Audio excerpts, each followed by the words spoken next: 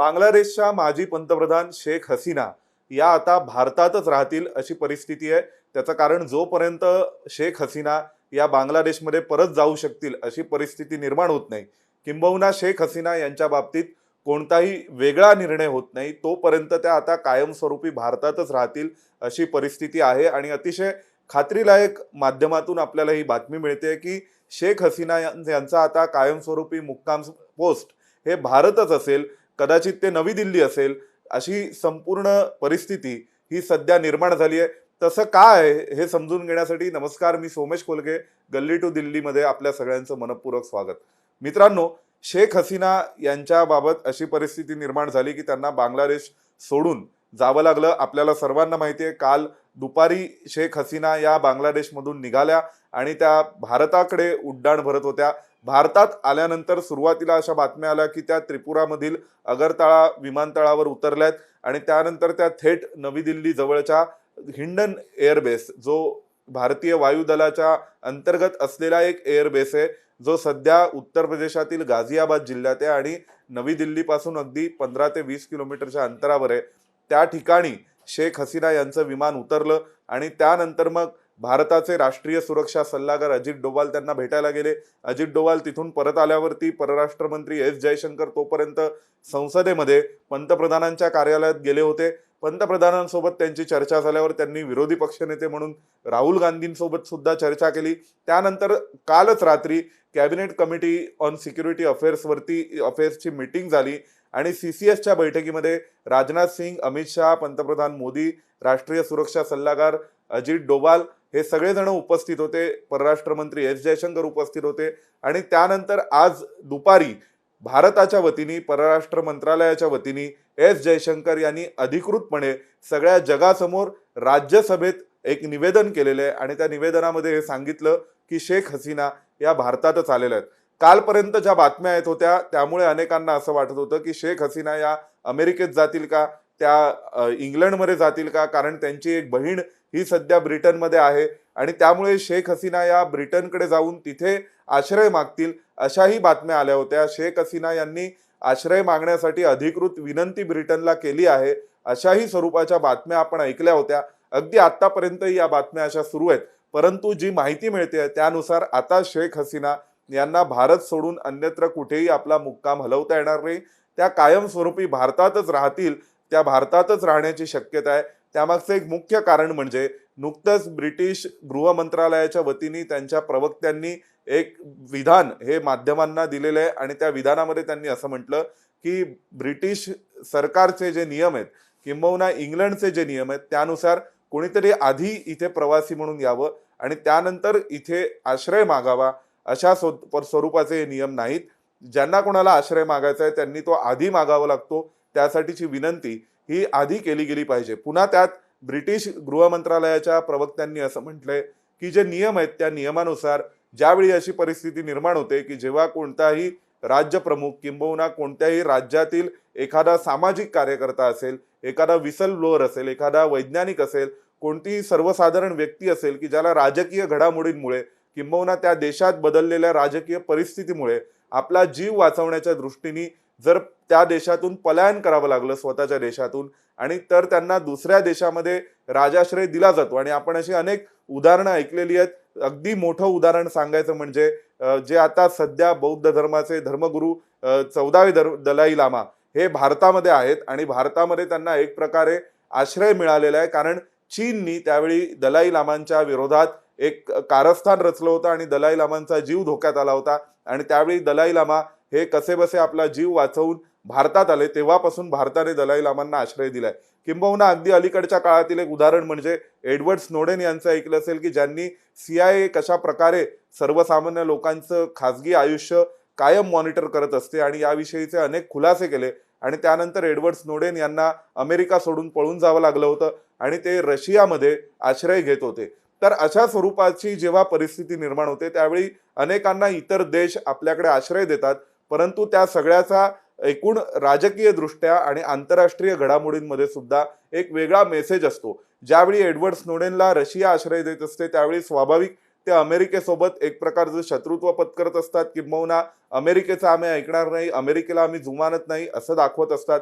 ज्यावेळी भारत दलाई लामांना आश्रय देतो त्यावेळी तो चीनला आम्ही जुमानत नाही, किंबहुना आम्ही चीनचे अंकित नाही आहोत. चीनला एक प्रकारे चेक ठेवण्यासाठी, चीनवरती एक काउंटर एक प्रकारचं मेसेजिंग करण्यासाठी म्हणून सुद्धा या आश्रयाकडे आणि अशा स्वरूपाचे जे मोठ्या बड्या राजकीय नेत्यांना ज्यावेळी राजाश्रय दिले जातात इतर देशांमध्ये त्याकडे पाहिलं जातं. त्यानुसार शेख हसीना या ब्रिटनकडे आश्रय मागणार किंबहुना तिथे जाणार अशा बातम्या आपण वारंवार ऐकत होतो. परंतु ब्रिटिश परराष्ट्र मंत्रालयाच्या वतीने जे सांगण्यात आले, ब्रिटिश गृह मंत्रालयाच्या वतीने, माफ करा परराष्ट्र नाही, ब्रिटिशांच्या गृह मंत्रालयाच्या वतीने जे सांगण्यात आले त्यानुसार आता शेख हसीना यांनी जवळपास ब्रिटनमध्ये येऊ नये असं त्यांनी अप्रत्यक्षपणे सांगितले. दुसरी महत्वाची घडामोड म्हणजे अमेरिकन व्हिसा जो शेख हसीना यांच्याकडे होता तो सुद्धा रद्द करण्यात आलेला आहे. म्हणजे अमेरिकेने सुद्धा हात वर केलेत आणि त्यांनी सुद्धा शेख हसीनांना अप्रत्यक्षपणे तुम्ही अमेरिकेकडे येऊ नका असं सांगितलंय. त्यामुळे सध्याची परिस्थिती पाहता शेख हसीना ज्या भारतात आलेल्या आहेत त्या भारतातच राहतील असं दिसतंय. त्याचवेळी भारताने एक मोठं धाडस केलंय, किंबहुना कौतुकास्पद कामगिरी सुद्धा आपण म्हणावी लागेल भारताची, की भारताने स्पष्टपणे सभागृहामध्ये निवेदन करून सांगितलं की आम्ही शेख हसीना आमच्याकडे आहेत त्या भारतात आलेल्या आहेत. आता शेख हसीना यांना आम्ही आश्रय देत आहोत असं भारताने कुठेही म्हटलेलं नाहीये अधिकृतपणे. दुसऱ्या बाजूला शेख हसीना यांनी इतरत्र कुठे जावं असंही भारताने म्हटलेलं नाहीये.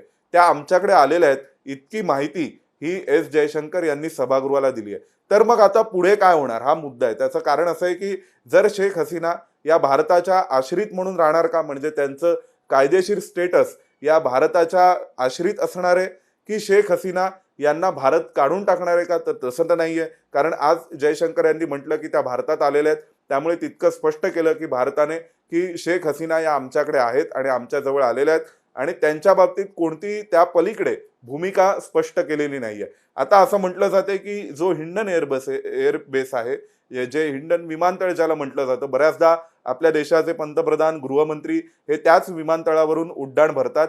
ते सध्या वायुदलाच्या अंतर्गत आहे. या हवाई दलाकडे असलेल्या विमानतळावरच शेख हसीना थांबतील असं कदाचित आहे. भारताचा जो एकूण आपल्याला जर याविषयीचा डिप्लोमॅटिक स्टँड आहे तो नीट त्याचं अनालिसिस करायचं असेल तर एस जयशंकर यांनी राज्यसभेत जे स्टेटमेंट केलं त्याकडे आपल्याला काळजीपूर्वक पाहावं लागेल. एस जयशंकर म्हणाले की आम्हाला विनंती करण्यात आली की एका विमानतळावर एक विमान हे उतरवायचं आहे. जे आंतरराष्ट्रीय नियम आहेत विमान वाहतुकी संदर्भातले, त्यानुसार ज्यावेळी एखाद्या देशाच्या अधिकृत विमानाने ज्यावेळी तुमचं त्या देशासोबत युद्ध सुरू नसेल किंबहुना तुमचा देश हा नो फ्लाय झोन नसेल, अशा वेळी जर संबंधित देशाकडे एखादं विमान आलं आणि त्यांनी विनंती केली तर संबंधित देशाने आपल्याकडे उपलब्ध असलेलं विमानतळ अशा परिस्थितीत एखाद्या देशाच्या विमानाला उतरवण्यासाठी अवेलेबल करून दिलं जावं असा एक संकेत आहे. आणि त्या परंपरेनुसार भारताने या विनंतीकडे पाहिलं आणि शेख हसीना यांचं विमान हे उत्तर प्रदेशातील गाझियाबाद जिल्हा जो नवी दिल्लीपासून जवळ आहे त्या जिल्ह्यातील हिंडन एअरबेसवर उतरवण्याला परवानगी देण्यात आली असं ते म्हणालेत. त्यापुढे त्या म्हणाल्या की शेख हसीना त्या विमानात होत्या, त्या स्वतः तिथे आलेल्या आहेत. त्यापुढे भारताने शेख हसीना या इथेच राहणार आहेत का, त्यांना आम्ही जायला सांगितले की त्या इथल्या आश्रित असतील, याबाबत कोणत्याही स्वरूपाची स्पष्टता केलेली नाहीये. भारताने इतकं म्हटलंय की त्या आमच्याकडे आलेल्या आहेत, हे भारताने मान्य केलंय. ही सुद्धा एक मोठी म्हणजे धाडस म्हणावं लागेल, कारण दुसऱ्या बाजूला जमाते इस्लाम जी संघटना सध्या बांगलादेशमध्ये असलेल्या अस्थिरतेमध्ये मोठी भूमिका बजावते, त्या संघटनेच्या वतीने असं म्हणण्यात आलं होतं की जो कोणता देश शेख हसीना यांना आश्रय देईल त्या देशाच्या दूतावासाला घेराव घाला. आणि त्यामुळे स्वाभाविक जर शेख हसीनांना भारताने आश्रय दिला तर मग तिथे असलेल्या भारतीयांचे जीव धोक्यात येणार का, तिथल्या हिंदूंचं काय होणार. आधीच तिथल्या अल्पसंख्याकांवर म्हणजे जे तिथले अल्पसंख्याक आहेत बांगलादेशमधले ते स्वाभाविक बंगाली हिंदू आहेत, बौद्ध आहेत, जैन धर्मीय आहेत आणि त्या सगळ्यांवरती अत्याचार होत आहेत अशा बातम्या कालपासून जगभरातल्या माध्यमांनी कॅरी केलेल्या आहेत, आपण ऐकलेल्या आहेत. जवळपास अशा स्वरूपाचे 24 वृत्तांकनं करण्यात आली आहेत बांगलादेशच्या माध्यमांमध्ये की अशा स्वरूपाचे 24 जिल्हे आहेत. या 24 जिल्ह्यांमध्ये अल्पसंख्याकांवर तिथल्या म्हणजे जे तिकडचे हिंदू आणि जैन धर्मीय आहेत त्यांच्यावरती अत्याचार सुरू आहेत, हिंसाचार सुरू आहे, त्यांच्या मालमत्तांना लक्ष केलं जाते आणि या पार्श्वभूमीवर जर शेख हसीनांना आश्रय देण्यात आला तर काय होईल, ही जी भीती अनेकांकडून व्यक्त केली जात होती, त्या बाबतीत जे आपले एस जयशंकर सध्या भारताचे परराष्ट्र मंत्री आहेत, त्यांनी भूमिका स्पष्ट केली सभागृहामध्ये की शेख हसीना या भारताकडेच आहेत आणि भारतामध्ये आहेत, भारताकडे आहेत म्हणण्यापेक्षा त्या भारतामध्ये आहेत, भारतात आलेल्या आहेत. त्यामुळे आत्ताची सध्याची परिस्थिती पाहता, एकूण जागतिक गणित पाहता, भारत हा शेख हसीनांना आश्रय देईल, शेख हसीना या भारतातच राहतील, किंबहुना शेख हसीना भारतात असल्यामुळे भारतालाही एक प्रकारचा नैतिक अधिकार प्राप्त होईल की लवकरात लवकर बांगलादेशमधील परिस्थिती ही शांत व्हावी आणि कदाचित तिथे अशी परिस्थिती निर्माण होऊ शकली की शेख हसीना पुन्हा एकदा बांगलादेशमध्ये जाऊ शकतात का, किंबहुना मग त्यापुढे ज्या प्रकारे 1975 साली शेख हसीना यांचं संपूर्ण कुटुंबीय हे मारले गेले बांगलादेशमध्ये आणि तेव्हा शेख हसीना आणि त्यांची बहीण वाचली कारण त्या दोघी जणी जर्मनीमध्ये होत्या आणि त्यानंतर 1975 ते 1981 6 वर्ष शेख हसीनांचा आश्रयस्थान हे भारत होतं. परंतु त्यावेळी शेख हसीना लहान होत्या, त्या 20 वर्ष सलग एकाधिकार असलेली सत्ता गाजवलेल्या एक सत्ताधीश नव्हत्या, तर सर्वसामान्य तरुणी होत्या आणि त्यांना आश्रय दिला गेला होता. आणि विशेष म्हणजे जेव्हा त्या भारतात होत्या त्याच वेळी अवामी लीग पक्षाच्या अध्यक्षपदी त्यांची निवड बांगलादेशमध्ये करण्यात आली आणि बांगलादेशमध्ये एक पोषक वातावरण तयार झाल्यावर शेख हसीना भारतातून बांगलादेशमध्ये गेल्या. तिथे नंतर त्या विरोधी पक्षनेत्या झाल्या, पुढे त्या पंतप्रधान झाल्या आणि पंतप्रधान झाल्यानंतर आज जवळपास सलग 3 वेळा 5+5+5 अशी 15 वर्ष शेख हसीनांनी तिथे सत्ता उपभोगली. त्या तिथल्या सत्ताधीश होत्या. अनेकांच्या आरोपानुसार म्हणण्यानुसार तिथे निरंकुश सत्ता उपभोगली असेही म्हटलं जाते, कारण शेख हसीनांनी आपल्या अनेक विरोधकांना जेलमध्ये डांबलं, त्या हुकुमशहा झाल्या होत्या अशीही टीका त्यांच्यावर करण्यात येते. दुसऱ्या बाजूला शेख हसीना यांचं म्हणणं असे की माझ्या देशात जो सामाजिक आंदोलनांमार्फत किंबहुना या विविध सामाजिक कार्यकर्त्यांमार्फत अनेक संघटनांमार्फत जो हैदोस घातला जातोय किंबहुना जो विरोध केला गेला त्या सगळ्यामध्ये एक फॉरेन हँड आहे. यात शेख हसीना यांनी एका व्हाईट ख्रिश्चन कंट्री असा उल्लेख केला होता. तो देश म्हणजे ब्रिटन आहे का अमेरिका आहे याविषयी अनेक शंका आहेत. परंतु या सगळ्या पार्श्वभूमीवर आता शेख हसीना या बांगलादेशमधील तिथल्या सध्याच्या सरकारच्या टार्गेटवर आलेल्या असताना दुसऱ्या बाजूला पाश्चिमात्य देश त्यांना कोणत्याही प्रकारे आसरा द्यायला तयार नसताना भारताने त्यांना स्वतःजवळ ठेवलेले, यातून स्वाभाविक भारताने आम्ही मैत्री जपतो हे दाखवले हे नक्कीच. कारण बांगलादेश आणि भारताची मैत्री विशेषतः शेख हसीना यांच्या कार्यकाळात ही वेगळी होती आणि ती मैत्री शेख हसीना यांनी कायम ठेवली होती. अनेक वर्ष शेख हसीनांनी भारतासोबत सहकार्याची आणि सामंजस्याची भूमिका घेतली होती, ज्याचा फायदा या संपूर्ण भारताच्या भोवतालच्या देशांचं राजकारण कंट्रोल करण्यामध्ये भारताला झाला होता. आणि विशेष म्हणजे काँग्रेसचं सरकार असतानाही त्यांची भूमिका तशीच होती आणि भाजपचं सरकार आल्यानंतरही शेख हसीना यांची भूमिका भारताविषयी मैत्रीचीच होती. त्यामुळे भारत ज्या प्रकारे मैत्री जपतो ते आता रशिया युक्रेन युद्धातही भारताने दाखवलंय की रशिया जो भारताचा एक जुना मित्र, त्यांच्यासोबतची मैत्री आम्ही कायम ठेवली. आणि बांगलादेशमधील शेख हसीना ज्यांनी आमच्या सोबत सहकार्याची भूमिका घेतली, त्यांच्याही कठीण प्रसंगात भारत त्यांच्यासोबत उभा राहिलाय.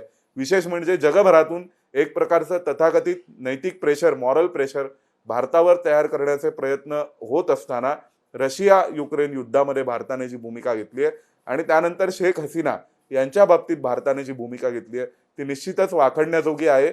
सध्याची परिस्थिती पाहता शेख हसीना या भारतातच राहण्याची शक्यता आहे आणि पुढे कदाचित अनिश्चित काळासाठी त्यांचा पत्ता हा भारतच असू शकतो. आता भारतातील हिंडन एअरबेसवरच त्या राहणार की अन्यत्र कुठे त्यांची व्यवस्था केली जाणार, या सगळ्या प्रश्नांची उत्तरं आगामी काळात आपल्याला मिळतीलच. तुम्हाला हा व्हिडिओ कसा वाटला ते सांगायला विसरू नका. आपण पुन्हा भेटू एका नव्या विषयासह. तोपर्यंत धन्यवाद. एबीपी माझा, उघडा डोळे बघा नीट.